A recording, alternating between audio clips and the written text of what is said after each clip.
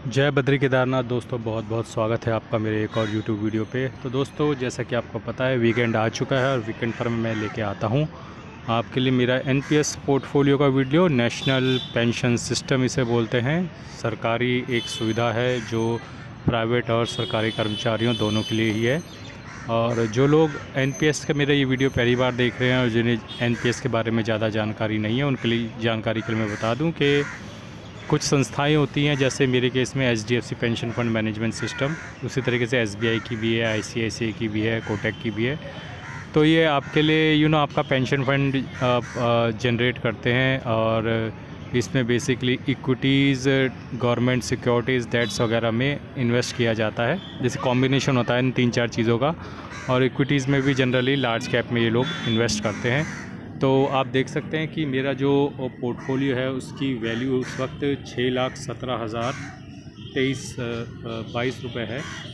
और आप देख सकते हैं कि जो नंबर ऑफ़ कंट्रीब्यूशन है मेरी तरफ से वो 43 हो चुके हैं। 5,25,682 रुपये मैंने इस पोर्टफोलियो में डाले हैं अपनी तरफ से। और जो मेरा मुनाफा है वो इस वक्त 91,340 रुपीज़ है। और जो मेरी XIRR है, यानी कि अलग अलग समय पे की गई मेरी इन्वेस्टमेंट पे जो कंबाइंड रेट ऑफ रिटर्न बन के निकल रहा है इस पोर्टफोलियो पे, वो निकल रहा है 8.23%। तो जस्ट ये FD को बीट कर रहा है। और क्योंकि मार्केट गिरी हुई है इसलिए ये FD को बीट कर रहा है जस्ट। लेकिन जैसे ही मार्केट रिकवर करती है 6 महीने बाद, साल भर बाद, तो आप देखेंगे कि ये पोर्टफोलियो आपको आराम से 11-12% का सालाना का रिटर्न देता है। हिस्टोरिकली भी ऐसा देखा गया है कि एनपीएस पोर्टफोलियो सालाना 12% का रिटर्न देते हैं, long term period average CAGR अगर आप निकाल के देखें। तो आगे मैं आपको ये दिखा देता हूँ कि मैंने हाल फिलहाल में यहाँ पर 2 वॉलंटरी कंट्रीब्यूशन भी की है। वॉलंटरी कंट्रीब्यूशन इसलिए करनी पड़ती है क्योंकि सरकार आपको 50,000 की एडिशनल कंट्रीब्यूशन करने की सुविधा देती है। और एज़ पर हमारा इनकम टैक्स लॉ उस 50,000 पे मुझे 30% का टैक्स बेनिफिट भी मिलेगा, यानी कि उस पर 15,000 रुपये मेरे टैक्स के बच जाएंगे।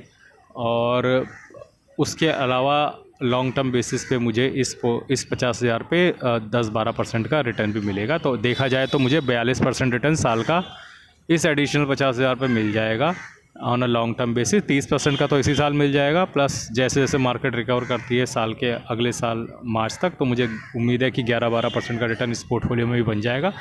तो आप देख सकते हैं कि इस तरीके से 42% का सालाना रिटर्न इस पोर्टफोलियो पे निकलता है। 30% का टैक्स बचता है और 12% का ऑन एन एवरेज हिस्टोरिकली देखा गया है कि रिटर्न मिलता है एनपीएस पोर्टफोलियो में। इसके अलावा आप देख सकते हैं कि अप्रैल मंथ का मेरा जो कंट्रीब्यूशन है 7,618 रुपये वो जा चुका है। और क्योंकि ये कैलेंडर जो फाइनेंशियल ईयर चेंज हुआ है तो 1 अप्रैल से इसने दिखाना शुरू किया, पुरानी सारी ट्रांजेक्शन को डिलीट कर दिया है। तो 1 अप्रैल से अब ये ट्रांजेक्शन दिखनी शुरू होंगी और धीरे धीरे ये पूरे साल की ट्रांजेक्शन, इस फाइनेंशियल ईयर की ट्रांजेक्शन आपको दिखाएगा।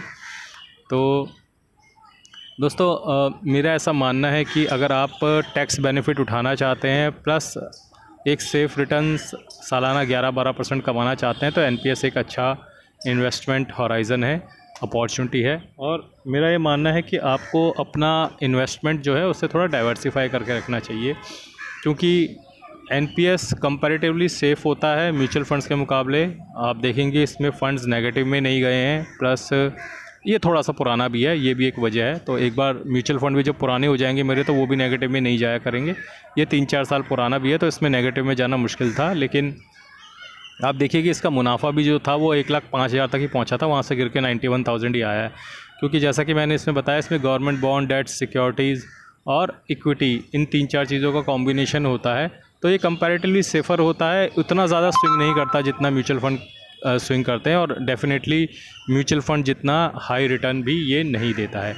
लेकिन जैसा कि मैंने बोला है, डाइवर्सिफिकेशन आपको हमेशा करके रखना चाहिए। थोड़ा पैसा कहीं आपने प्रॉपर्टी ले ली, थोड़ा पैसा म्यूचुअल फंड में डाल लिया, थोड़ा आपका PF में है, थोड़ा आपका NPS में है, तो थोड़ा FD में है, थोड़ा सेविंग बैंक अकाउंट में है। तो इस तरीके से आपको पैसा अलग अलग जगह पे डाल के रखना चाहिए। और उसी तरीके से मैंने भी अपने फंड्स को डाइवर्सिफाई कर रखा है।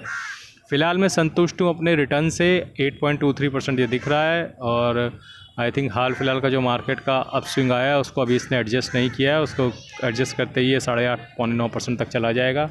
एंड होपफुली अब मैं एक्सपेक्ट कर रहा हूँ कि एटलीस्ट 2-3 महीने तक कोई मेजर फॉल नहीं आने वाला है, क्योंकि 90 दिन का एक ग्रेस पीरियड जो है ट्रम्प साहब ने दे रखा है। तो होपफुली इंडिया उस 90 दिन में कुछ ना कुछ बात करके अपने लिए एक बीच का रास्ता निकाल लेगा और इंडियन शेयर मार्केट में कोई भारी इम्पैक्ट नज़र नहीं आएगा। लेकिन अगर ट्रेड वॉर छिड़ती है और उसका इम्पैक्ट यूएस पे आता है तो यूएस का इम्पैक्ट डेफिनेटली हमारे शेयर बाज़ार में देखने को मिल सकता है। तो दोस्तों ये एक रिटायरमेंट फ़ंड है, इसमें मैं आपको पता है कि हमारे पास छेड़खानी करने का कोई ऑप्शन नहीं होता। हम नियमित रूप से हर महीने अपनी एक इन्वेस्टमेंट जो है HDFC पेंशन फ़ंड मैनेजमेंट को मेरे केस में मैं दे देता हूं और फिर HDFC पेंशन फ़ंड मैनेजमेंट अपने तरीके से उस पैसे को लगाता है। डेफिनेटली वो लगाने के लिए जो नॉर्म्स हैं वो भारत सरकार द्वारा निर्धारित हैं। जितना वो कॉम्बिनेशन निर्धारित करते हैं, कितना इक्विटी में, कितना बॉन्ड्स में, कितना सिक्योरिटीज़ में, तो उसी के आधार पर ये NPS अलग अलग कंपनियां जितनी भी हैं ये इन्वेस्ट करती हैं। तो दोस्तों उम्मीद है आपको मेरा ये पोर्टफोलियो वीडियो पसंद आया होगा और इसी तरीके के वीडियोज़ मैं आगे भी लेके आता रहूँगा। आज के लिए बस इतना ही। धन्यवाद। Good bye. जय बद्री केदार।